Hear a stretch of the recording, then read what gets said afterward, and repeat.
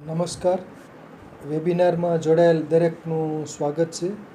આજે ગિરનારી મંડળનો 642મો વેબિનાર છે. વક્તા છે અમદાવાદના ડૉક્ટર જયંત પુરોહિત સાહેબ, જેઓ આપણને આજે ઉદર રોગોની સારવાર ભાગ 23માં ઉદર રોગો વિશે વધુ માહિતી આપશે. ડૉક્ટર જયંત પુરોહિત સાહેબને વિનંતી કે તેઓ પોતાનું વક્તવ્ય હવે શરૂ કરી શકે છે. નમસ્કાર સર. જય ધન્વંતરી. ધન્વંતરી. નમસ્કાર સર. સમયની સાથે સાથે 22 એપિસોડ પૂરા કરી અને આજે આપણે 23મા અધ્યાયમાં જઈ રહ્યા છીએ. ઉદર રોગની અંદરના 8 ભાગમાંથી હજુ આપણે વાત પિત્ત અને કફમાંથી બહાર નીકળી શક્યા નથી. કારણ કે જે વસ્તુ ઘણા બધા પ્લેટફોર્મ પરથી વાત પિત્ત કફ એના રોગો વિશે વાત મળે છે, પણ એક વાયુની અંદરના અનેક પ્રકારના રોગોનું જે છીણાવટ સાથે આપણે જે અત્યારે આગળ વધી રહ્યા છે, આ જ્ઞાન સંપૂર્ણ સમસ્ત લોકોને ઉપયોગી છે. તો વેબિનાર 642 ઉદર રોગ ભાગ 23માં આ વનસ્પતિને વંદના કરીએ. ઓમ આયુર્વેદાય નમઃ. ઓમ આયુર્બલમ યશોવર્ચ પ્રજા પશુન વસૂનિ ચ બ્રહ્મ પ્રજ્ઞાંચ મેઘાંચ વન્નો દેહી વનસ્પતયે વન્નો દેહી વનસ્પતે. ઓમ શાંતિ શાંતિ શાંતિ. લગભગ સિદ્ધાર્થી આ વનસ્પતિને આપણે વંદના કરતા આવીએ છીએ, કારણ કે વનસ્પતિ દેવ છે. વનસ્પતિ આપણું જીવન છે. બીજું બધી ઘણી બધી વસ્તુ છે જીવનમાં જરૂરી છે, પણ વનસ્પતિ વિના મનુષ્ય જીવી ના શકે. આપણે એવું વિચારીએ વેજ અને નોન વેજ માટે વિચારીએ તો પણ એ લોકોને વનસ્પતિની જરૂર તો પડે જ છે. જે હોય તેમાં આપણે ડીપ નથી જતા. તો આયુર્બલમ યશો વર્ચે પ્રજા પશુને વશુ બ્રહ્મ પ્રજ્ઞાંચ મેઘાંચ વન્નો દેહી. હે વનસ્પતિ દેવી, આપ અમોને આયુષ્ય, બલ, યશ, તેજ, પ્રજા, પશુ, ધન, બ્રહ્મ જ્ઞાન અને મેઘા શક્તિ, આપણા તત્વોમાંથી આપણા વનસ્પતિના શાસ્ત્રની અંદરથી અમને એટલી વસ્તુ આપ અર્પણ કરો છો. હે માં વનસ્પતિ, અમે આપને વંદન કરીએ છીએ. આપ સર્વના દરિદ્ર દુઃખ દને દૂર કરી અને બધાને સ્વસ્થ જીવન આપો. તો ગયા વખતે આપણે વાત કરેલી તાળવાના રોગ અને જીભના રોગ, મોઢાનો રોગ. મોઢામાંથી આ બે રોગને આપણે અલગ પાડેલા. જીભના રોગ અને તાળવાના રોગ, જેમાં આપણે વાત કરેલી મુખ્યત્વે જ્યારે કફાધિક્યમ થાય ત્યારે અસાધ્ય રોગ એટલે કેન્સર જેવા રોગો કેવી રીતે થાય છે એના વિશે જીભ અને તાળવાના રોગોમાં વાત કરતા પહેલા આપણે મુખ્ય આપણી ગંગોત્રી એટલે પ્રાણવાયુ, પછી ઉદાન વાયુ. હજુ ઉદાન વાયુના 5 પ્રકારના રોગોમાંથી આપણે આપણા વિચારધારાને ચિકિત્સાની સાથે સાથે સમજણને આગળ લઈને જઈ રહ્યા છીએ. ઓમ ઉદાનો નામ યસ્તુ ઊર્ધમુપૈતિ પવનોત્તમઃ તેન ભાષિત ગીતાંતિ વિશેષો અભિપ્રવૃત્તે ऊर्ध्व जत्रो गतान् रोगा કરોતિ ચ વિશેષ. 5 પ્રકારના વાયુમાં ઉત્તમ પ્રકારનો ઉદાન વાયુ છે. એ ઉપરની તરફ ગતિ કરે છે. ઉદાન વાયુ થકી જ માણસનું બોલવું, ચાલવું, જીભની ગતિ, જીભની સ્વચ્છતા, એટલે બોલીએ એની સ્વચ્છતા, વાણીની સ્વચ્છતા, આ બધાની અંદર ઉદાન વાયુ આપણા શરીરની અંદર મુખ્યત્વે છે. ઉદાન વાયુ એટલે માં સરસ્વતી. ગાવું અને ભાષણ કરવું એમાં માં સરસ્વતીને આપણે વંદન કરીએ જ છીએ. તો જેટલો ઉદાન વાયુ શુદ્ધ એટલા માં સરસ્વતીની આપણી પર કૃપા વર્ષે છે. સાથે સાથે જ્યારે ઉદાન વાયુ પ્રકોપિત થાય ત્યારે ઉર્ધ્વ જત્રુગત અર્થાત નેત્ર, નાક, મુખ, કાન અને મસ્તક, આ બધા જ અવયવોમાં અનેક પ્રકારના રોગોને ઉત્પન્ન કરે છે. જનરલ, પ્રાણવાયુ અને ઉદાન વાયુ આ બહુ નજીકના વાયુ છે. જેવી રીતે સમાન વાયુ અને અપાન વાયુ આ બે નજીકના વાયુ છે. અને વ્યાન વાયુ સર્વત્ર છે. આખા શરીરની અંદર અન્ન માત્રના સારભૂત રસને સર્વ શરીરમાં ફેરવવાની જે ક્રિયા કરે છે એ વ્યાન વાયુ છે. આખા શરીરમાં પ્રવૃત્તમાન રહેલો. ઉદાન વાયુની અંદરથી ઈએનટી આપણો મુખ્ય વિષય. ઈએનટી ની અંદર આપણે નાક, કાન અને ગળાની અંદરના મોઢાના રોગોની અંદરની વાતો કરી રહ્યા છીએ. જેમાં નાકથી થતા રોગો અને ગળામાંથી થતા રોગો વિશે થોડી આપણે વાતો કરેલી. મુખ્યત્વે મોઢાના અંદરથી ઉત્પન્ન થતા આ બધા રોગો. મુખાંત સંભવા રોગા અષ્ટો રવ્યતા મહર્ષિમં મુખપાકો ભવેત્વાતિ પિતાંતુતકાદ્યાચપી મુક્તાર્ચ સનિપૈતાશ્ચ ઉચ્યસ્ત્યોરુવદાવિષ્ટિ અર્બુદમ ચેતમોક્ષજ્જા સતો સપ્તતિરામય. મોઢાની સાથે સંકળાયેલા જીભ અને તાળવાના રોગોને ગયા વખતે આપણે ન્યાય આપેલો અને સંક્ષિપ્તમાં આપણે મોઢાના રોગોમાં ગળાની વાત કરી. નાક, કાન અને ગળાની અંદર મોઢાના રોગોમાં ગળાના રોગો, જીભના રોગો, તાળવાના રોગો અને દાંતના રોગો, આ બધા જ એક ખાલી નાક, કાન અને ગળાની સાથે સંકળાયેલા. આપણે ત્રણને ફેમસ નામથી ઓળખતા જોઈએ છીએ. ઇયર, નોઝલ અને આઈ. આના જે ડોક્ટરો હોય છે ઈએનટી, ઈ એટલે આઈ, એન એટલે નોઝલ, નોઝ એટલે નાક અને કર્ણ આપણા કાન. આની સાથે સંકળાયેલા આ રોગોને જનરલ બધા જ ઘરમાં ઈએનટી એટલે શું એની આપણને ખબર. અને એક સાથે 3 ડિપાર્ટમેન્ટના ડોક્ટર એટલે ઈએનટી, નાક, કાન, ગળાના સ્પેશિયલિસ્ટ. તો આપણે આપણા વિષયની અંદર આગળ વધીએ. જીભના રોગો વિશે, તાળવાના રોગોની વાત કરી. હવે ગળાના રોગો વિશે વાત કરીશું. તો ગળાની અંદરના 18 જાતના રોગો કહેલા છે.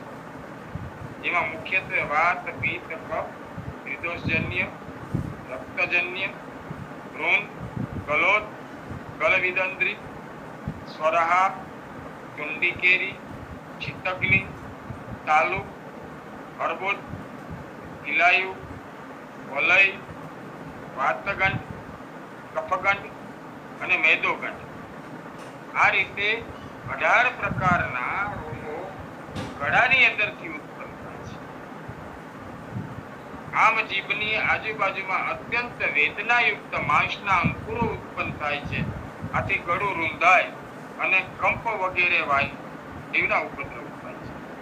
રોગ 2 ની અંદર પિત્તથી, કોપથી ગળામાં એકદમ માંસા અંકુરો ઉત્પન્ન થાય છે અને પાકીને જલ્દી ઉત્પન્ન થાય છે.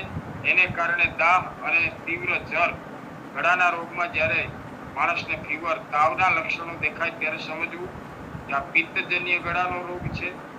ફક્ત વેદના હોય અને માશા અંકુરો ઉત્પન્ન થયા હોય, શરીરમાં ઠંડી લાગતી હોય, આવા લક્ષણો હોય ત્યારે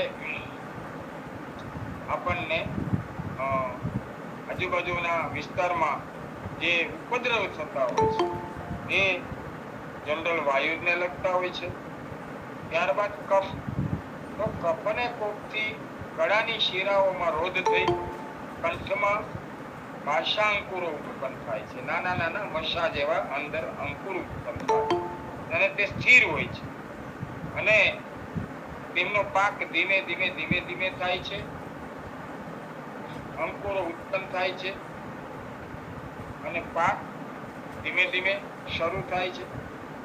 ત્યારબાદ ગળામાં જે માસ અંકુરો ઉત્પન્ન થાય છે એ 3 દોષજન્ય પણ એના લક્ષણો હોય છે અને તેમનો પાક બહુ ઊંડેથી હોય છે, જેને ત્રિદોષ રોહિણી ઉત્પન્ન કરવામાં આવે છે, જે વાત, પિત્ત અને કફ ત્રણેયની સાથે સંકળાયેલી હોય છે.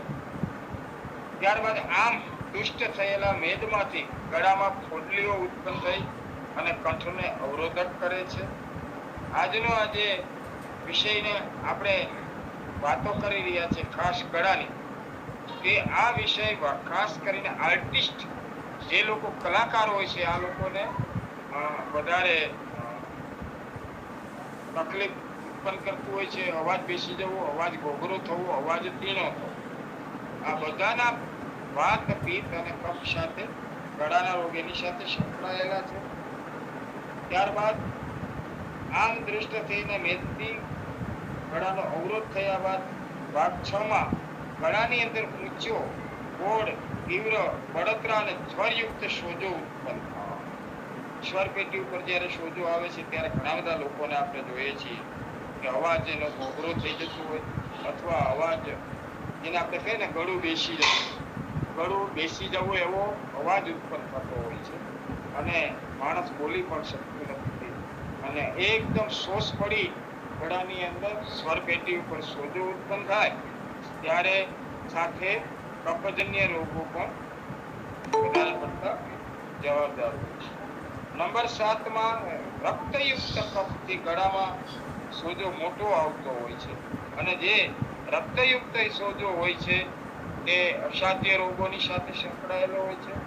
અને પાણી પણ લઈ શકાતું નથી અને ઘણી વખત આવા રોગોમાંથી બિલોઇન અને કાર્સિનોમા મેલિગેન્સી, અંદરની ડીપ, સામાન્ય ગાંઠ, કેન્સરનું નજીક પણ માણસને એની અનુભૂતિ કરાવતું હોય છે.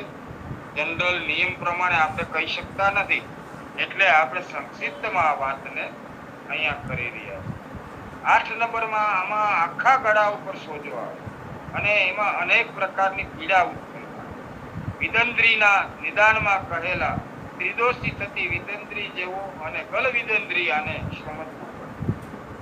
જે ગળા વિદંદ્રી, ગલ વિદંદ્રી એટલે એક પ્રકારની ગાંઠ અને એ જો રક્તાર્બુદ હોય તો એમાંથી અસાધ્ય રોગો ઉત્પન્ન થતા હોય.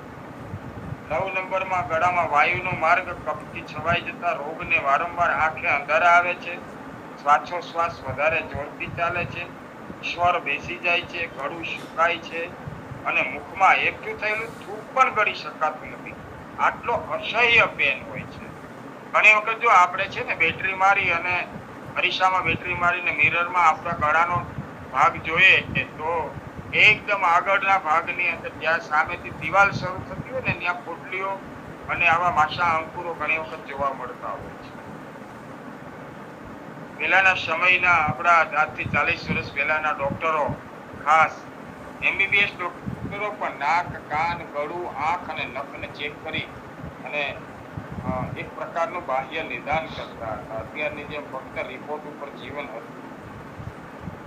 તો 10 નંબરમાં કફના કોપથી ગળામાં કોરના ઠળિયા જેવી ખરબચડી અને સ્થિર ગાંઠ ઉત્પન્ન થાય છે.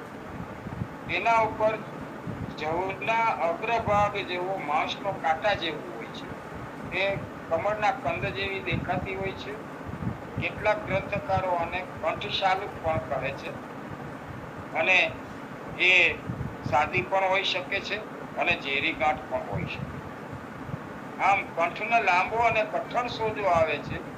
તેથી ગળામાં કોઈ દાબીને ભર્યું હોય તેવું દુઃખ થાય છે. ગળામાં કંઈક અટકી ગયું હોય ને એવું આપણને ફીલ થતું હોય છે. સોજામાં પણ માશા અંકુરો ઘણા બધા હોય છે અને સોય ભોયકા જેવી વેદના બળતરા થતી હોય છે અને ખજવાળ પણ આવતી હોય છે. આવા જ્યારે લક્ષણો દેખાય ત્યારે આવા લક્ષણોને તાત્કાલિક નજીકના વૈદ્યનો સંપર્ક કરવો અને શક્ય એટલું નિદાન કરવું બહુ જરૂરી બની જાય. સાદો રોગ હોય તો પણ લાંબો સમય સુધી આપણને ખૂબ જ હેરાન કરી શકે છે. પિત્તથી ગળામાં જે સોજો આવે છે તેમાં બળતરા અને સોય ગોકાવા જેવી જ પીડા થતી હોય છે. અને જ્યારે પિત્તને કારણે ગળામાં સોજો ઉત્પન્ન થાય ત્યારે દુર્ગંધ વાળું મોઢાની અંદર ખૂબ જ દુર્ગંધ આવતી હોય છે. મોઢાનો અંદરનો ભાગ છે એનું માંસ કાળું થઈ જતું હોય છે અને ઘણી વખત એમાં સડો થતો હોય છે.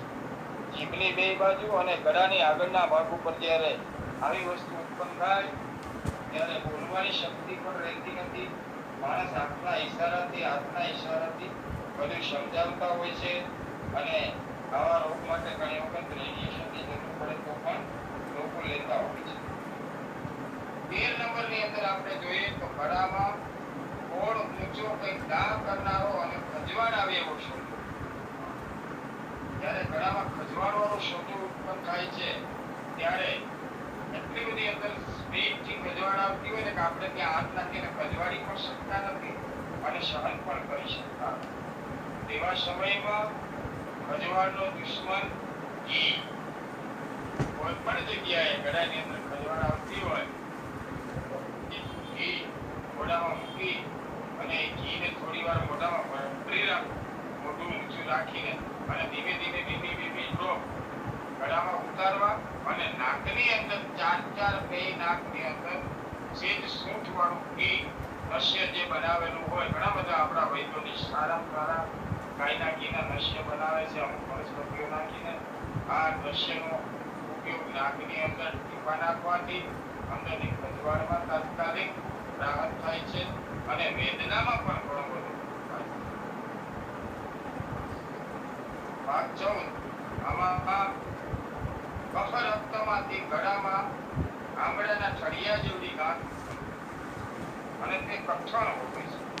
એને લીધે અન્ન ગળામાં ઉતરતા અટકતું હોય તેવું લાગે છે અને આ રોગને પૂર્વેના કાળમાં આપણા વૈદ્યો દવા દ્વારા ગાંઠને ફોડી નાખતા હતા અને એ ગાંઠ ફોડ્યા પછી ધીમે ધીમે એની સારવાર શરૂ કરી અંદર જે ઉકેલો કચરો હોય છે એને બને ત્યાં સુધી બહાર કાઢવાની કોશિશ કરતા.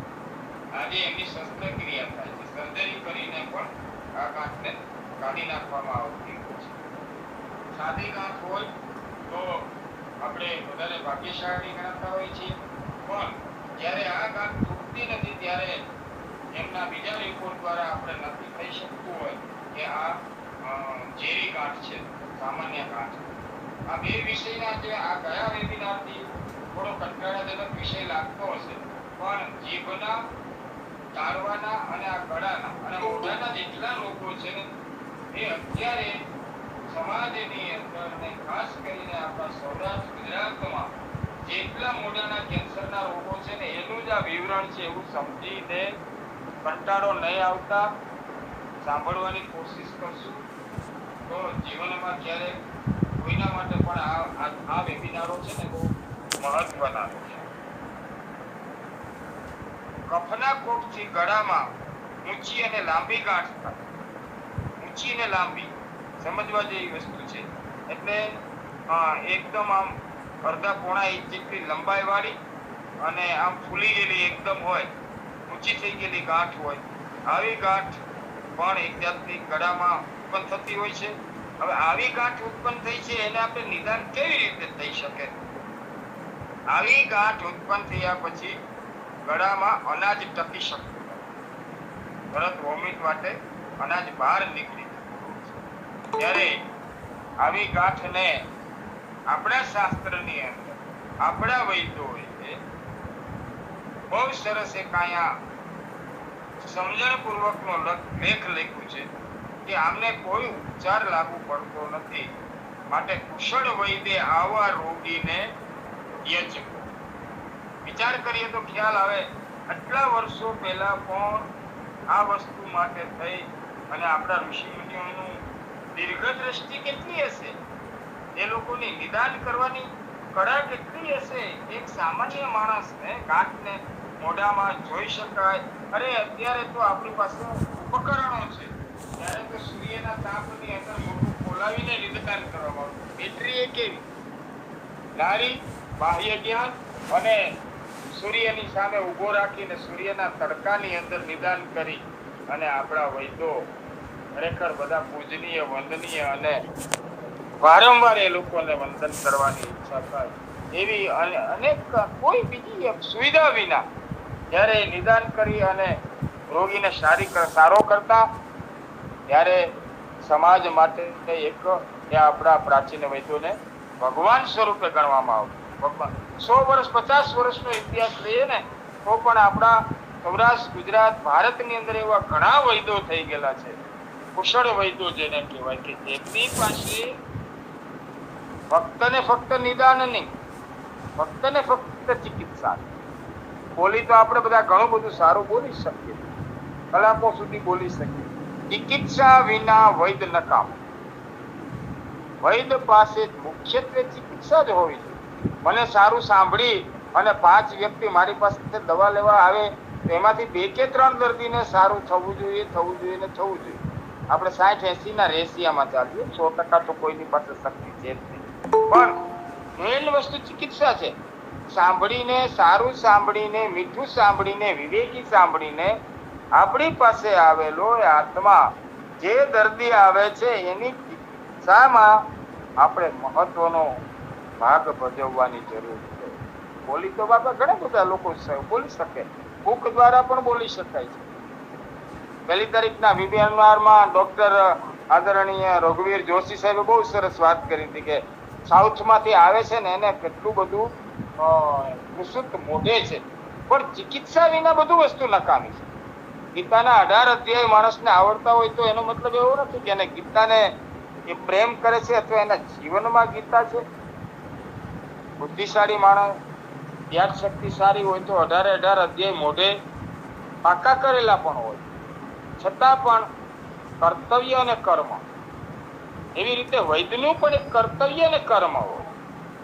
અત્યારે આ વેબિનાર હું જ પોતે જ લઈ રહ્યો છું, મોઢાની વાત કરું છું, સારી વાતો તમને કરી રહ્યો છું, ગળાની વાતો કરું છું, જીભની વાતો કરું છું, કાઢવાની વાતો કરું છું. પણ આમાંના આ રોગોના સિમ્પટમ્સ જોયા પછી આવા રોગીઓની ચિકિત્સા કરવાની ખાસ જરૂરિયાત હોય છે ને એની સમજણ મારામાં હોય તો મને વૈદ્ય કહી શકે. આજે ગુજરાત એવું નથી, પણ આપણા ગુજરાત, સૌરાષ્ટ્ર કે ઇન્ડિયામાં કોઈ પણ જગ્યાએથી આવે છે બધાના રિપોર્ટને જોવા માટે, તો બધા જ લોકો પાસે જ્ઞાન પુષ્કળ છે. અને એમાં જે કોલેજની અંદર જે લોકોએ જોબ કરેલી હોય, લેક્ચરર પ્રોફેસરો હોય, એ લોકો પાસે તો પુસ્તક કંઠસ્થ થયેલા હોય, પણ ચિકિત્સા નથી હોતી. તો ચિકિત્સા વિના પણ આયુર્વેદ અધૂરું છે અને ફક્ત નિદાન વિના પણ આયુર્વેદ.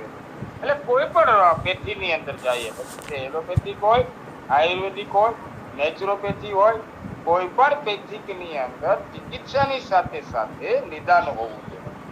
અત્યારે આપણા જે 22-23 વેબિનારમાં આપણે જે ગયેલા છીએ તેમાં મુખ્યત્વે નિદાન અને એમની ચિકિત્સા આ ખૂબ જ બહુ મહત્વની હોય છે. આપણા શાસ્ત્રમાં, ઘણા શાસ્ત્રની અંદર પણ તારંદર સંહિતામાં પણ લખેલું છે કે અમુક પ્રકારના ત્રિદોષજન્ય શનિપાઇતિક રોગમાં દર્દીને વૈદ્ય છોડવું. વૈદ્ય છોડવું એ શબ્દ શા માટે લખ્યો? તો એક બાજુથી આપણું શાસ્ત્ર એવું કહે છે કે છેલ્લા શ્વાસ સુધી વૈદ્ય પ્રયત્ન પણ કરવો. આ એક શાસ્ત્રીય વાત છે. એટલા માટે જવા એમાં આપણે બહુ ઠીક નથી જવું. ભાગ 16 આમાં વાયુના કોપથી કંઠમાં ગ્રંથિમાં થઈ અને પીડા ઉત્પન્ન થાય, જેને આપણે થ્રોટ ઇન્ફેક્શન કહેતા હોય. અને અત્યારે ખાસ કરીને થ્રોટ ઇન્ફેક્શનનો પ્રોબ્લેમ લોકોને બહુ જ થતો હોય છે, કંઠની અંદર, ગળાની અંદર. તો એ બધા જ રોગોનું મૂળ શું? તો કે વાત પિત્ત એટલે વાયુ, ઉદાન નામનો વાયુ જ્યારે પ્રકોપિત થાય, ત્યારે આવા પ્રકારના રોગો થાય. સાધક પિત્ત એની સાથે સંકળાયેલું છે, અને કફ તો છે જ. વાત પિત્ત અને કફ એ ત્રણેયની અંદર શ્લેમક કફ, સાધક પિત્ત અને ઉદાન વાયુ, આ ત્રણેયના હિસાબે આપણા મોઢાની અંદર આવા પ્રકારના રોગો થતા હોય છે. તો અત્યારે શસ્ત્રક્રિયા કરીને પણ અમુક પ્રકારની ગાંઠોને કાઢીને પણ માણસને સારી જિંદગી મળતી હોય છે. ઘણા બધી ગાંઠોને ફોડવામાં અને ગાંઠોને ફૂટ્યા પછી એની અંદરથી જે એની રૂજ લાવવી અતિ કઠિન છે. પ્રયોગ કરવામાં કંઈ વાંધો નથી. એની ચિકિત્સા વિશે પણ આપણે આગળ વાતો કરીશું. તો 16 નંબરમાં કંઠમાં ગ્રંથિમાં થઈને પીડા થાય છે. 17માં કફના કોપથી કંઠમાં ગ્રંથિની અંદર ખંજવાળ આવે છે. જ્યારે બી ગળાની અંદર આપણને ખંજવાળ આવતી હોય છે ત્યારે કપિત્ત કફ ખૂબ જ જવાબદાર હોય છે. અને વાયુ તો છે જ, પણ સાથે સાથે કફ પણ જવાબદાર હોય છે. અને છેલ્લે 18મો રોગ, આમાં દુષ્ટ મેદ. જ્યારે મેદનું પ્રમાણ કંઠની અંદર વધી જતું હોય છે ત્યારે સ્થિર અને અલ્પ પીડાવાળી ગ્રંથિઓ અંદર ઉત્પન્ન થાય છે, અને એના કારણે પણ આપણને અનેક પ્રકારના રોગો ઉત્પન્ન થતા હોય છે. તો જીભ, ગળ તાળવું અને ગળું. હવે જીભ તાળવાની અંદર જે કંઈ આપણે વધારે પડતી ચિકિત્સાઓ બતાવેલી છે, એ જ ચિકિત્સાઓ મેજોરિટી આપણે ગળાની અંદર પણ એ જ દવાઓનો ઉપયોગ થતો હોય છે. જીભની આજુબાજુ જ્યારે વેદનાયુક્ત માશા અંકુરો ઉત્પન્ન થતા હોય ત્યારે એ કઈ જગ્યા ઉપર છે એના ઉપરથી એ પિત્તજન્ય છે. એક બીજું નિદાન છે. આ છેક જીભ શરૂઆતની અંદર ગળામાંથી થોડીક આગળ આવે અને ત્યાં ઉપદ્રવ હોય તો એ વાયુમાંથી ઉત્પન્ન થયેલો હોય.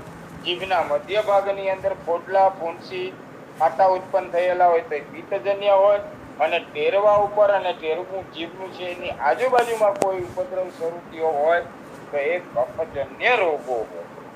તો જે આપણે તાળવું અને જે વાત કરી જીભની અને તાળવાની, એની અંદર જ અનેક પ્રકારના જે આપણે ચિકિત્સાની વાતો કરીશું, એ જ ચિકિત્સામાં થોડોક આપણે સુધારો કરીએ તો કોઈ પણ ગાંઠ ગળાની અંદર હોય તો એવી ગાંઠોને ફોડવા માટે રેવંચીના શીરાના કોગળા કરવાથી વૈરિંગની કોઈ પણ ગાંઠને ફોડી શકે છે. પછી અકલ્કરો કોઈ પણ ગાંઠને ફોડી શકે છે. તો સુગ્ન વૈદો અને સુગ્ન વૈદોની સાથે સાથે ખૂબ જ અનુભવી, જૂના અનુભવી અને જેમણે આવા કેસને હેન્ડલ કરેલા હોય એવા વૈદો દ્વારા આવી ગાંઠોનો ઉકેલ લાવવો બહુ હિતાવહ હોય છે. અને આપણે તો ભાગ્યશાળી છીએ કે ગિરનારી મંડળની અંદર આવા અનેક વૈદો બેઠા છે કે જે સંપૂર્ણ પ્રમાણે શાસ્ત્રની સાથે સાથે ચિકિત્સાની અંદર પણ પરિપૂર્ણતાને પામેલા છે. તો જ્યારે ખજવાળ ખૂબ જ આવતી હોય ત્યારે ઘીનો પ્રયોગ કરવો. ખૂબ જ દુખાવો થતો હોય ત્યારે પણ શીતોપલાદિક ચૂર્ણ, ઘી અને સાકર હંમેશા દુખાવો, ગળું એટલે એકદમ મુલાયમતા. અંદરના તમામ અવયવોની શરૂઆત આપણે જેને બીજા અંદર પેટના ભાગને તો આપણે નથી, આંતરડાને નથી જોઈ શકતા, હોજરીને નથી જોઈ શકતા, લીવરને નથી જોઈ શકતા, સ્પ્લીન એટલે બરોળને નથી જોઈ શકતા, ગર્ભાશય, મૂત્રાશય, મળાશય, આ કોઈને આપણે નથી જોઈ શકતા, આંતરડાઓને આપણે નથી જોઈ શકતા. પણ મુલાયમમાં મુલાયમ અંદરના અવયવોની શરૂઆત કરીએ તો આપણે ગળાને 100% જોઈ શકીએ છીએ. બેટરી મારી ગળાથી એટલે મુખ છે ત્યાંથી જ મુલાયમતા શરૂ થાય, મૃદુતા શરૂ થાય. ગળાની અંદર આપણું મોઢું, મોઢાની અંદરની ચામડી અને બાહ્ય ચામડી, કેટલો ફરક આપણને જોવા મળે. તો જે મોઢાની અંદર જે પ્રકારની ચામડી અને જે અવયવો જે છે અંદરના ટોન્સિલ છે, લવલવી છે, જીભ છે, એના જેવા જ બધા આપણા અંદરના પાર્ટ હોય છે. આ બહુ સમજવું જરૂરી હોય.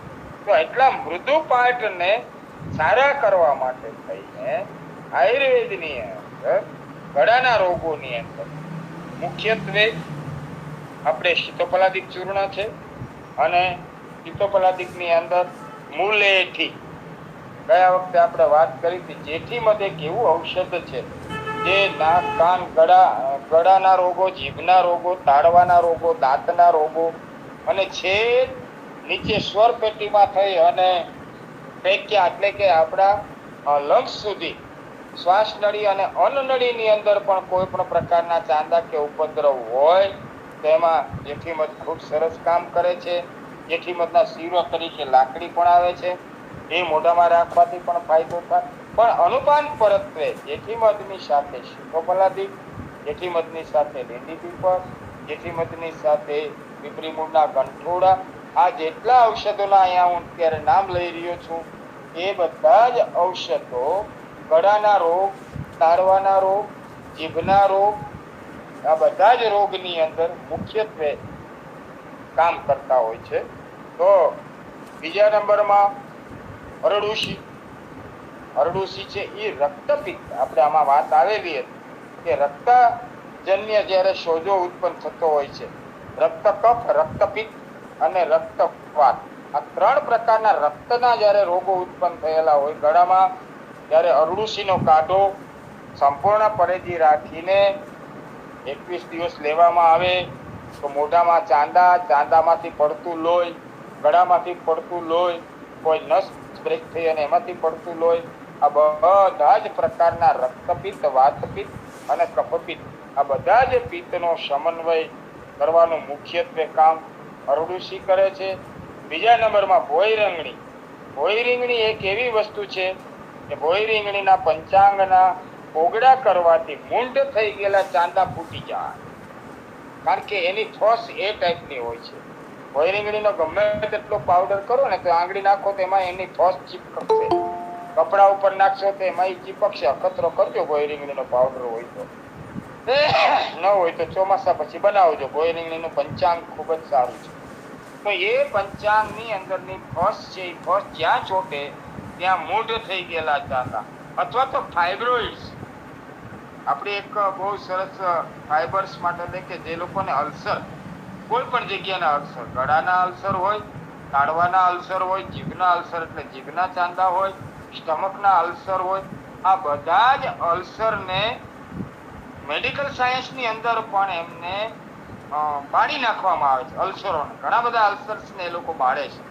સિફિલિસ, ચાંદી હોય એને બાળી નાખવામાં આવતી હોય, પણ એની જે જગ્યા હોય છે ને એ જગ્યાની અંદરના ફાઇબ્રોઇડ્સ, જે ફાઇબર્સ, જેની ફાઇબર્સ ગ્લેન્ડ જે ટાઈપની જે ફાઇબર્સ થઈ ગયેલું હોય એ ક્યારેય નેસ્ત નાબૂદ નથી થતું, આવું વિજ્ઞાન કહે છે. એ લોકો બાળી નાખે તો એક ચામડી જેવી ચામડી થઈ જાય, જેમ ઓલી આપણી બળી ગયેલા કે આપણે કોઈ માણસની ચામડી હોય એવી ચામડી થઈ જાય. પણ જેવી એ ચામડી પાછી અમુક પ્રકારના કારણોસર અથવા તો રોગનું સંપૂર્ણ પ્રમાણે નાશ નહીં થવાને કારણે પાછો એ રોગ ઉત્પન્ન થયેલો હોય તો એની અંદરના ચાંદા પાછા જાગૃત થાય. ત્યારે આયુર્વેદ શાસ્ત્ર એક એવું છે કે 3 મહિના સુધી શતાવરી, ભોય રીંગણી આવી દવાઓ વૈદ્યના માર્ગદર્શન નીચે લેવામાં આવે તો ચાંદાને સંપૂર્ણ પ્રમાણે આંતરામ અને બાહ્યરામ, તેની અંદર વરુણાદિક વાત, સાટોડીનો ક્વાથ, ભોય રીંગણી અને શતાવરી, આ 4 વસ્તુને માર્ગદર્શન વૈદ્યના પ્રમાણે એ પ્રમાણે આપણને આપણા આદરણીય વૈદ્યો સૂચન કરે એ રીતે એમનું સેવન કરવામાં આવે તો ખૂબ જ સરસ મજાના પરિણામદાયક અલ્સર એટલે કે જે ચાંદાઓના મોઢાના રોગ, તાળવાના રોગ, જીભના રોગ, આ બધા જને જડમૂળમાંથી મટાડવાની પ્રક્રિયા. હવે આ પ્રશ્ન આવે એટલે તરત બીજો પ્રશ્ન આની પાછળ આવે કે આંતરડાની ગરમી. આંતરડાની ગરમી હોય તો એને કારણે મોઢામાં ચાંદા પડી શકે છે. તો એ વાત પણ સાચી જ છે. તો જ્યારે મોઢાના ચાંદાને કાયમી માટે ઉકેલ લાવવા માટે આ બધી દવાનો પ્રયત્ન કરતા હોય છે તો એમાં જેઠીમધ અને શતાવરી. આ વાત અધૂરો ગઈ વખતે પ્રશ્ન પણ આપણા આદરણીય મેતલિયા સાહેબે જ પણ પૂછેલો. તો આંતરડાની ગરમીનો નાશ કરવાની તાકાત પણ જેઠીમધ, શતાવરી અને સીતોપલાદિકમાં છે જ. પણ આપણે ત્યાં સાથે શું કરીશું તો કે પેટને સાફ. પેટ સાફ કરવા માટે તીવ્ર અને અતિરેચક કોઈ પણ પ્રકારના જુલાબ લીધા વિના ગરમાડાની શીંગ, એરંડિયામાં તળેલી હિમેજ, અવિપતિકર ચૂર્ણ, ઘીમાં સોતરેલું કડું, આવી વસ્તુનો ઉપયોગ કરી અને ધીમે ધીમે અને કઈ ના મળે અથવા મગજમાં બેસે તો સીધો આપણે ઈસબગુલ, એકદમ શીતળમાં શીતળ જો વનસ્પતિ હોય આંતરડા માટે તો એ ઈસબગુલ છે. અને ઈસબગુલનું સેવન કરવામાં આવે પણ એક ધ્યાન રાખવું જરૂરી છે, ઈસબગુલ પણ જાતે દાડે લાંબો સમય લેવાથી આપણા આંતરડામાં કોટિંગ કરે ને કરે. માટે એમને પણ આપણી દેશી ભાષામાં કહીએ તો 21 દિવસે એને ચેન્જ કરવું. પણ 21 દિવસ લેવો પડે એવી સ્થિતિમાંથી બહાર નીકળવા માટે શું કરીશું તો કે આપણા કેટલા બધા એવા આહાર છે. તાંદડિયાની ભાજી ખાઓ, પેટ સાફ આવે. પાલકની ભાજી ખાઓ, પેટ સાફ આવે. પાલક છે એ પણ શીતળ છે, પણ પાલક ઠંડી છે, તાંદળજો ઠંડો છે. એટલે જે લોકોની કફ પ્રકૃતિ હોય અથવા કફજન્ય રોગ હોય એમણે દૂધી, તાંદળજો અને પાલક આનો ત્યાગ કરવો જોઈએ. એટલા માટે વૈદોને સંપૂર્ણ પ્રમાણે વૈદોને દર વખતે એટલે એક વાત હું કરું છું કે વૈદોને પૂછવાનું કારણ શું કે એમની પાસે એક અનુભવનું ભાતું છે.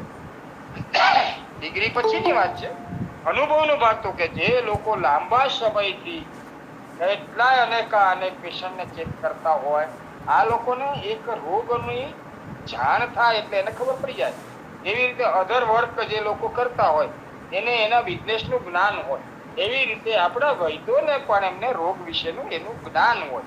એટલે એ જે નક્કી કરે એ પ્રમાણેના ઔષધ લેવા હિતાવહ છે. તો આંતરડાની ગરમીને શતાવરી અને જેઠીમધ બેય ખૂબ સરસ રીતે અને શતાવરી આ ત્રણેય વસ્તુનું સેવન કરવાથી આંતરડાની ગરમી પણ ઓછી થાય છે.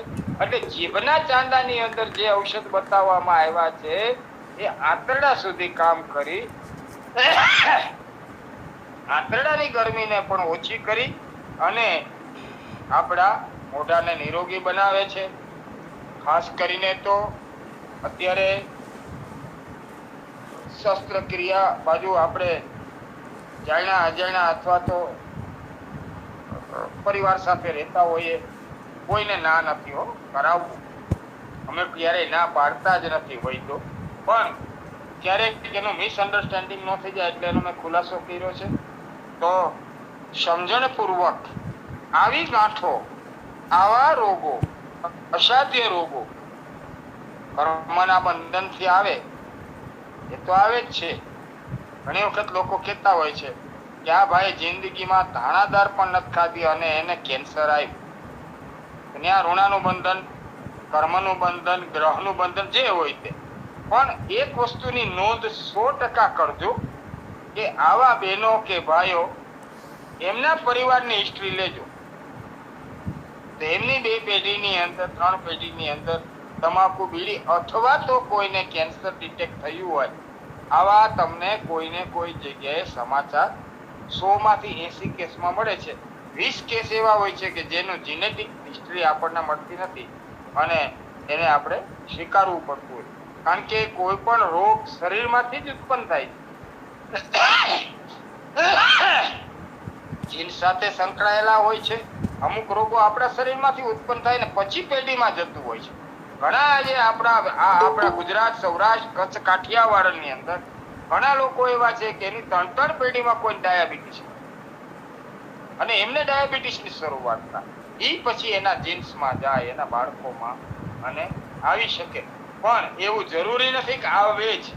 માટે આવો પણ વિચાર ક્યારે મગજમાં નહીં રાખતા, માનસિક રીતે આપણે ફ્રેશ થવાની જરૂર છે. અને સાથે સાથે એક ખાસ નમ્ર વિનંતી છે. મને તો વિશ્વાસ છે કે આમાં અત્યારે જોઈન્ટ થયેલામાંથી તો ભાગ્યે જ કોક હશે, પણ આપણે એક એવો મનમાં સંકલ્પ કરીએ, જેમ અત્યારે વૃક્ષારોપણ માટે સંકલ્પ કરીએ છીએ ને, એ ખાસ જરૂરી છે.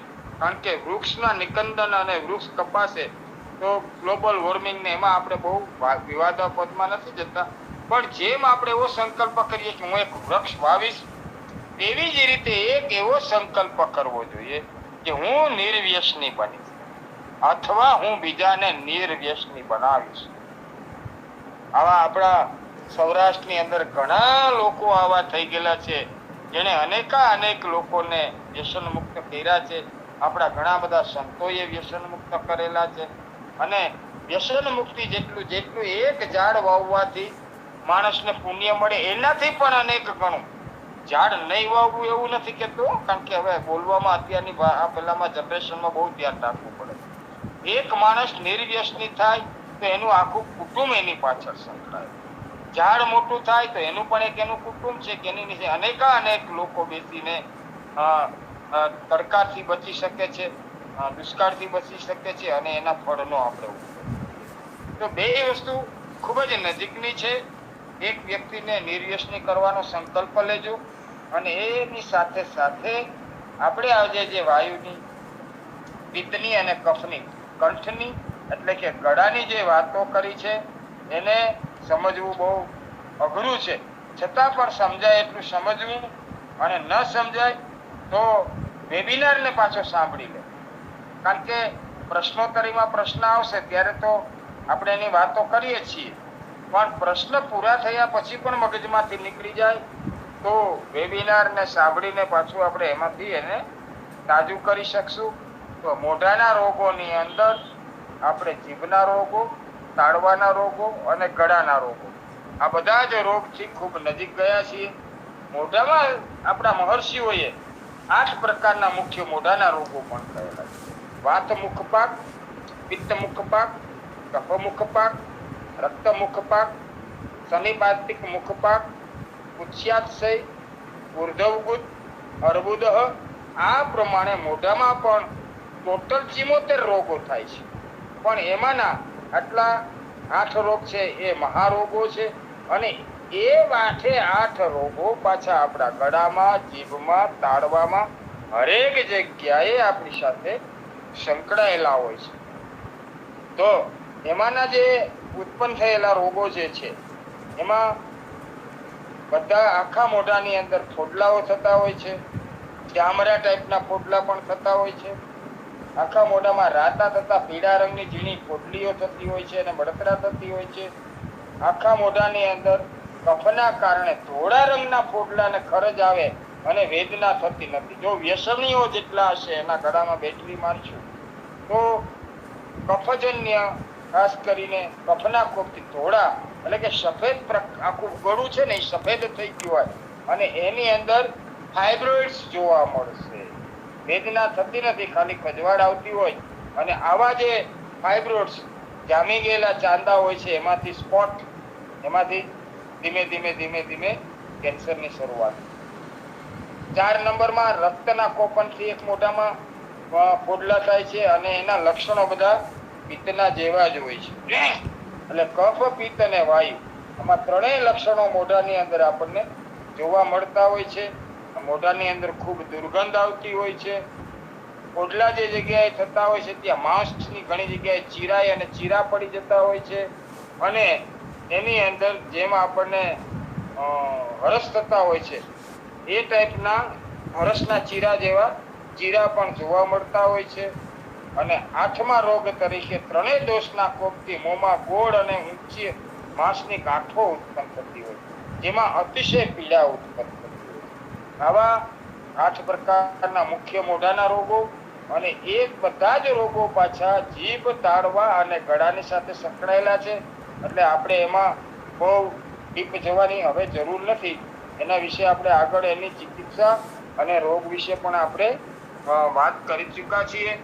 તો આજના દિવસે આપણે મુખ રોગો એટલે કે તાળવું, જીભ અને ગળું, આ મુખ રોગને પૂર્ણ કરી અને આવતા વેબિનારમાં કાનના રોગો એટલે કર્ણ રોગની અંદર જઈશું અને કર્ણ રોગ વિશેની બધી ચર્ચાઓ અને એની ચિકિત્સા અને એના રોગો પ્રમાણે એના ડ્રોપ, એના ઓડિયોમેટ્રી પછીની જે સુકાતી નસો, આ બધું જ આપણે કાનના રોગોની અંદર આવતા વેબિનારમાં લેશું. તો આજના વેબિનારમાં મોઢાના રોગો, જીભના રોગો, તારવાના રોગ અને ગળાના રોગ, ENTની અંદર નાક, કાને, ગળું, તો એક ગળા સાથે જે 4 વસ્તુ સંકળાયેલી છે એને આપણે પરિપૂર્ણ કરશું. ત્યારબાદ નાક અને ગળું આવી જશે ENTના પ્રકરણમાં, પછી કાનને લેશું, ત્યારબાદ ચક્ષુ અને ત્યારબાદ નર્વસ સિસ્ટમના ખૂબ વધારે વેબિનાર થશે. કારણ કે જેટલી નોવ છે, એક નોવ ઉપરનો એક વેબિનાર લઈએ ત્યારે આપણે આખા મસ્તક રોગને સમજી શકાય. આટલું બધું ગહન એટલે આપણો ઉદાન વાયુ છે. અને જ્યારે કાનની સંપૂર્ણ પ્રમાણે ટ્રીટમેન્ટ અને ચિકિત્સા પૂરી થશે ત્યારબાદ દાંતના રોગો અને દાંતના મૂળના રોગો અને દંતકૃમિ, તેના વિશે પણ આપણે આગળ વાતો કરશું. તો આજના વેબિનારને પરિપૂર્ણ કરતા સર્વત્ર સુખિનઃ સંતુ, સર્વે સંતુ નિરામયા, સર્વે ભદ્રાણિ પશ્યન્તુ, મા કશ્ચિત દુઃખમાપ્નુયાત. ઓમ શાંતિ શાંતિ શાંતિ. ખૂબ ખૂબ આભાર ડૉક્ટર જયંત પુરોહિત સાહેબનો, જેમણે આજે ઉદર રોગોની સારવાર ભાગ 23માં ગળાના રોગો વિશે માહિતી આપી. ગળાના 18 પ્રકારના રોગો વિશે વિસ્તૃત જાણકારી આપી. સરસ વક્તવ્ય. પુરોહિત સાહેબને વિનંતી કે અવાજ બેસી જતો હોય તો એના માટે શું કરી શકાય? અવાજ જે લોકોનો બેસી જતો હોય તો પહેલા એનું નિદાન એટલે કફજન્ય ખોરાકોનો ત્યાગ કરવો. ઠંડા પીણા, ઠંડુ પાણી, દહીં, છાશ, આવા બધા જ પ્રકારના ખોરાકનો ત્યાગ કરી સૂંઠ મગને લીંડી પીપર એટલે ત્રિકટુ, આનું ખાસ સેવન કરવું. સીતોપલાદી ચૂર્ણમાં લીંડી પીપર નાખીને એનું સેવન કરવું. અને ઈસ્ટન તાત્કાલિક અવાજને ખોલવા માટે ટંકણ ખાર, ગયા વખતે આપણે વાત કરી શહદ અને સુહાગા પણ એમને કહેવામાં આવે છે, ટંકણ ખારને. તો ટંકણ ખાર પાવડર ઠંડા પાણી સાથે મોઢામાં અથવા તો ટંકણ ખારને જીભની નીચે સામાન્ય ટુકડો હોય અથવા તો કરેલી ભસ્મ જીભ નીચે મૂકી અને 5 મિનિટ સુધી એનો રસ ચૂસવાથી તાત્કાલિક ગયેલું ગળું તાત્કાલિક 15 કે 20 મિનિટની અંદર એ ગળાની અંદર ખૂબ જ સરસ પરિણામ મળતું હોય છે. પણ આજે આપણે વાત કરી ને કે ગળાના રોગોમાં સોજો જ મુખ્યત્વે છે. તો આ સોજા માટે તેને ફટકડીના કોગળા, ફુલાવેલી ફટકડી ના કોગળા કરવા અને વરુણાદિક વાત અને સોજા મટાડે સાટોડી માટે આપણે દર વખતે પીરિયડમાં બોલીએ છીએ. તો પુનર્નવા અષ્ટક અથવા તો પુનર્નવાદિક વાત અને વરુણાદિક વાતનું સેવન કરવું. સાથે સાથે તીખા, તળેલા, ખાટા, ખરબચડા, મેંદો, માસ્કો, માવો એટલે કે ચિકાસયુક્ત તમામ પ્રકારના ખોરાકોને બંધ કરી બીજા પ્રકારના ઘીને પણ ઇવન બંધ કરવાનું આયુર્વેદે કહ્યું છે. ઘીનું સેવન કરવું હોય તો એમાં પણ હળદર ને મીઠું નાખીને ઘી ખાવું જોઈએ. તો આવા બધા પદાર્થોનો ત્યાગ કરી અને સંપૂર્ણપણે ફટકડીના કોગળા, ટંકણકાર પાણીમાં નાખીને લઈ શકાય. અને આ આટલી ટ્રીટમેન્ટ કરવાથી ખૂબ જ સરસ. જુનાગઢની અંદર 2 પેશન્ટ એવા હતા કે જેને 3 વર્ષથી ગળું બેઠેલું હતું. એમાં એક શિક્ષક હતા. હવે આ વાતને તો ઘણા વર્ષો થઈ ગયા, નામ અત્યારે યાદ નથી, પણ એ બાબા પાન છે, ઝાંઝેડા રોડ ઉપર એની બાજુમાં એક સોસાયટી છે, ત્યાં રમેશભાઈ ભૂત કરીને એમના કોઈ સગા હતા અને એમને પણ આ જ દવાથી ખૂબ જ સરસ મજાનું પરિણામ પ્રાપ્ત થયેલું. બહાર નીકળે ત્યારે શિયાળામાં ગળું બેસી ગયું હોય તો મફલર બાંધવું અથવા તો મોઢા ઉપર રૂમાલ બાંધી અને બહારના હવામાનથી પણ બચવું. અને મૌન વ્રત એટલે ગળાના સોજાને બેસી ગયેલા અવાજ માટે તેને મુખ્યત્વે 4-6 કલાક સુધી જો માણસ બોલવાનું બંધ કરે તો પણ સરસ મજાનો ફાયદો થતો હોય છે. આભાર. બીજો એક સવાલ છે ફેરિન્જાઇટિસ અને લેરિન્જાઇટિસ એવા બધા શબ્દો વપરાતા હોય છે ગળાના રોગો માટે. ફેરિન્જાઇટિસ, લેરિન્જાઇટિસ અને મેનિન્જાઇટિસ ને ટેનિન્જાઇટિસ એટલે ટેનિન્જાઇટિસ છે ઈ ટેનિન એટલે ટેનિક એસિડ એક પ્રકારના પોડલાની સાથે સંકળાયેલો છે અને મેનિન્જાઇટિસ છે ને એ તો એક પ્રકારનો તાવ છે ને ઈ મગજની સાથે ના સંકળાયેલો છે. નહીં ફેરિન્જાઇટિસ અને લેરિન્જાઇટિસ એવા શબ્દ. ટેનિન હા લેરિન્જાઇટિસ, હવે લેરિંગ્સ. હા એ જોવું પડશે બીજું મગજમાં બીજું સાહેબ અમુક પાર્ટ છે સર. અમુક લોકો છે એનો અવાજ લાંબા સમય સુધી શું કે વર્ષોથી એકદમ શું કે બેસી ગયેલો અવાજ હોય છે. ખાસ કરીને એક આપણે છે બાલકૃષ્ણભાઈ જે ભોજદેમાં રહે છે, બાલકૃષ્ણભાઈ દવે, તો એમનો અવાજ પણ વર્ષોથી બેસી ગયેલો છે. એટલે તો એ રીતનો અવાજ બેસી જવાનું કારણ શું? લાંબો સમય સુધી અવાજ બેસી ગયેલો જાય છે. સ્ટ્રેકિયા જે આપણી છે ને સ્વર પેટીના સોજાને કારણે જ અવાજની આખી જે પ્રક્રિયા છે ને એ આપણી સ્વર પેટી સાથે અને ગળા સાથે સંકળાયેલી હોય છે. જેટલો સ્વર પેટી ઉપર સોજો વધારે એ પ્રમાણે આપણો અવાજ સ્વર પેટીની અંદરથી જેટલો શ્વાસોશ્વાસની ક્રિયા અને એનું એક માપ સાઇઝ છે ઈ હોય એ પ્રમાણે આપણા અવાજનો તીવ્રતા, ઘણાનો તીવ્ર અવાજ હોય, ઘણાનો ઘોઘરો અવાજ હોય, ઘણાનો મિડલ અવાજ હોય, આ બધું જ સ્વર પેટી સાથે સંકળાયેલું છે. પેલા બે શબ્દો તો મને આજે વિચાર માગી લે એવું થઈ ગયું છે, મારા મગજમાં કેમ નથી એમ. એટલે નહીં, આઇટિસ એટલે સોજો થાય, ફેરિન્જાઇટિસ બરાબર, એટલે સોજો બે થાય, લેરિન્જાઇટિસ અને ફેરિન્જાઇટિસ. તો ફેરિંગ્સ ઉપર આવેલો સોજો એ હોય અને ફેરિન્જાઇટિસ કહે. લેરિંગ્સ આવેલો હોય, લેરિંગ્સ સ્વર પેટીનો એ બધો છે, તો અહીંયા લેરિન્જાઇટિસ કહે છે, ફેરિન્જાઇટિસ અને લેરિન્જાઇટિસ. આઇટિસ એટલે સોજો થાય. સ્વર પેટી સાથે સંકળાયેલું હોય છે. મુખ્ય તો સ્વર પેટી છે સ્વર માટેના, આપણા કોઈ પણ અવાજમાં ટ્રેકિયા, એના બે પાર્ટમાં જ આ બે શબ્દો છે. હું એને જોઈ લઈશ બરાબર, મારા મગજમાં કેમ નથી આવતા હજી સુધી એ ખ્યાલ નથી આવતો. सर स्वर पेटी के ऊपर जो है ना फेरेंजिस होता है और उसके नीचे जो है ये होता है ट्रैकिया. जो आप बिल्कुल सही पकड़ रहे हैं सर, वहीं पे है, वहीं पे दोनों चीजें. हाँ तो वही तो मैं बता रहा हूँ ना, और उनका मुख्य नाम तो वही रहता है, ट्रैकिया ही रहता है. जी जी जी, ट्रैकिया के ही पार्ट है दोनों सर. हाँ हाँ बराबर. ઠક્કર સાહેબ કંઈક પ્રકાશ પાડશે, બોલો ઠક્કર સાહેબ. હવે સાહેબ આના માટે એટલું જરૂર કહેવું પડે કે આપણા ગળાની અંદર એક વાલ જેવું, સ્પિન્સ્ટર જેવું હોય અને ત્યાંથી બે વિભાજન થતા હોય. એક જે વિભાજન થતું હોય છે એ શ્વાસન ક્રિયા માટેની નળીને જે કહેવાય એ ફેર્નેક્સ કહેવાય, અને લેરેન્જાઇટિસ એ એની બાજુમાં આવેલું સ્વર પેટીનું કેન્દ્ર છે, લાર્નેક્સ. અને ટ્રેકિયા જે છે એ પાછળની સાઈડમાં આવે.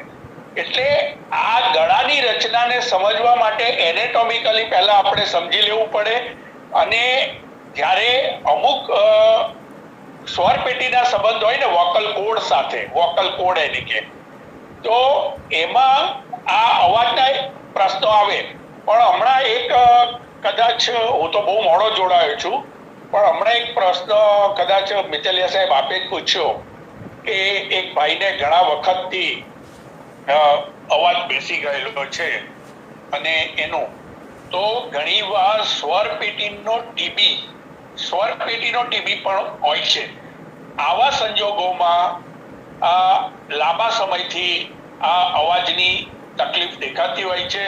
એક પેશન્ટ મારી પાસે આવ્યું હતું અને એમાં મેં ઠીક કર્યું હતું, પણ આ સ્વર પેટીનું ટીબી હોય છે, એના બે પાર્ટ હોય અને એમાં એક પાર્ટ ઉપર આનો અસર આવી હોય ત્યારે આ અવાજની તકલીફ પડે છે. પણ આને એનેટોમિકલી સમજી લેવું પડે. ગળું એવું જટિલ જગ્યા છે કે ત્યાં 3 વસ્તુના 3 દ્વારો છે અને એની ઉપર એક પડદા જેવું હોય છે કે જ્યારે શ્વાસ લેતા હોઈએ ત્યારે અન્નનળી ઉપરનો ભાગ દબાઈ જાય અને જ્યારે અન્નમાં ખોરાક જતો હોય ત્યારે શ્વાસ નળી અમુક સેકન્ડ પૂરતું અંતરસ્થ ના જાય એના માટે એ સ્વયં ઓટો સિસ્ટમ છે. અને એ બેની વચ્ચેના શબ્દો ફાયરનેક્સ અને લાર્નેક્સ આ બે ત્યાંના શબ્દો છે. અસ્તુ. વાહ વાહ, સરસ સરસ સરસ માહિતી મળી, આભાર. હવે ઠક્કર સાહેબ છે, મિત્તલ સાહેબ, તો એક પેશન્ટ આવ્યા છે તો એમને થોડું 15 હા, કાંઈ વાંધો નહીં, ભલે ભલે. હોય તો હા ભલે ભલે ભલે, ઠક્કર કંઈ સાહેબ છે અને આભાર આભાર. પાટીલજી પણ. હા, આભાર આભાર.